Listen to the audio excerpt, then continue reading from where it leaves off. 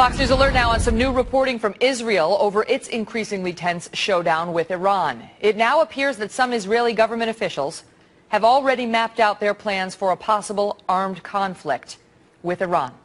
Israel's civil defense minister saying in an interview that he sees a month-long conflict on several fronts with several enemies, including not just Iran, but Hezbollah in Lebanon and Palestinian militants in Gaza. He also warns hundreds of missiles could hit Israeli cities daily in the event of Israel choosing to attack Iran's nuclear facilities, potentially killing, they estimate, about 500 Israelis. So what do the Israeli citizens think of this? My next guest is Israel parliamentary candidate Ari Abramowitz. He's founder of thelandofisrael.com. That's an English-speaking TV show broadcast from Israel. Ari, welcome back to the program. Yesterday we talked about how they were handing out gas masks to Israelis. Now we get actual estimates that, you know, they say some 500 Israelis are likely to die. The experts we've spoken to in the U.S. Side believe that's a low number. How are the Israeli citizens reacting to all of this? Shalom, Megan. Listen, we're the most peace-loving people on the planet. We love peace. Our word for hello and goodbye is peace. We don't want a war, but what's the alternative? The alternative is waiting for Iran to get a nuclear weapon, and how many millions of Jews in Israel or anyone around the world, how many millions will die? We have to step up to the plate and do what we need to do. You know, we have a historical perspective here in Israel as Jews. 2,400 years ago, we faced a nearly identical situation where there was a Persian leader, which is modern-day Iran, who sought to wipe us out.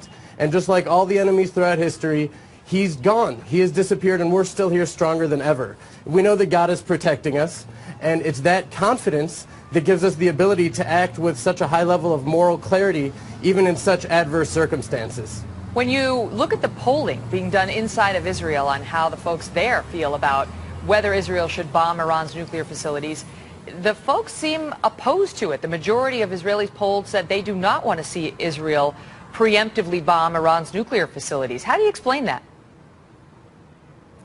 Well, listen, we're afraid, like any other nation, we don't want to go to war. We don't want to battle. However, the government is saying more and more that if we need to, then we need to strike Iran, and that's a real possibility, even if it just delays things for a few years. That few years in the current landscape of the Middle East with the Arab Spring can change the entire game. You know, I think many Israelis are getting the feeling that the U.S. administration is trying to dissuade us from attacking Iran, not because they think that sanctions may work, but because they're afraid that our attack of Iran would jeopardize the campaign of the administration in this upcoming elections. And clearly we're facing issues of our own survival.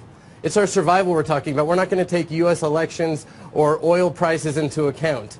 And as a matter of fact, America should not be dissuading us to attack Iran. They should be saying, Israel, listen, you have the best intelligence. Do what you have to do, and we have your back 100%. It's that America that I know, the America with courage and moral clarity that made the U.S. the country that it is today. Interestingly, those same polls out of Israel show that Israelis do believe that if it was a joint effort, if it were a joint effort between the United States and Israel, then Israel would be likely to prevail in any sort of armed conflict against Iran.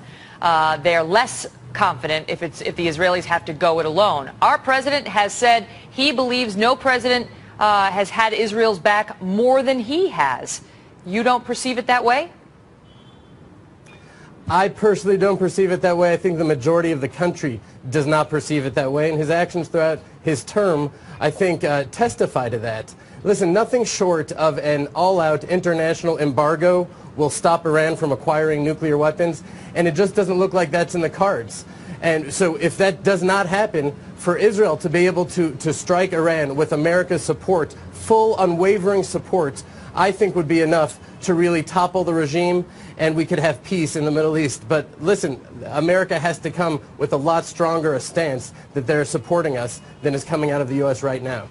Ari, thank you so much for being here with your insights on it. All the best to you, sir. Thank you.